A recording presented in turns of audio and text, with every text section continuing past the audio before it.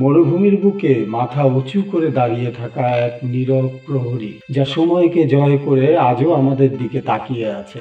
Geyser মহাপিরামিড। এটি প্রাচীন বিশ্বের সপ্তাশ্চর্যের মধ্যে একমাত্র জীবিত সদস্য।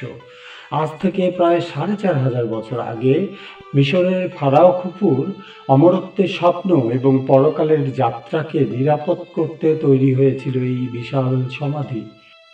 এটি শুধু একজন রাজার সমাধি নয়, এটি ছিল স্বর্গের সাথে পৃথিবীর সংযোগ স্থাপনের একটি মহাকাব্যিক প্রচেষ্টা। এর নির্মাণশৈলী আজও এক বিস্ময়। প্রায় ২৩ লক্ষ চুনাপাথরের ব্লক, যার প্রতিটি ওজন কয়েক টন। কোনো আধুনিক যন্ত্রপাতি ছাড়াই কিভাবে এতটা নিখুঁতভাবে স্থাপন করা হয়েছিল?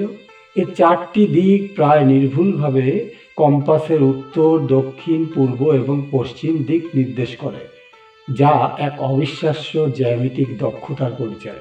আজও যখন লক্ষ লক্ষ পর্যটক এর বিশালতার সামনে দাঁড়ায়, তখন তারা শুধু একটি স্থাপনা দেখে না, তারা হাজার হাজার বছরের ইতিহাসের স্পন্দন অনুভব করে।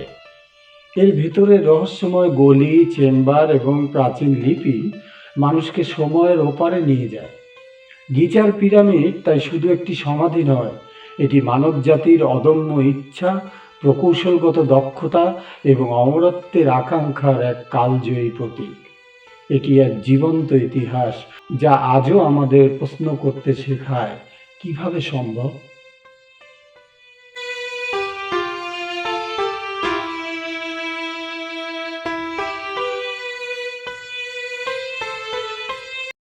শুধুমাত্র কিছুটা আনন্দ ও বিনোদনের জন্য এই প্রয়াস।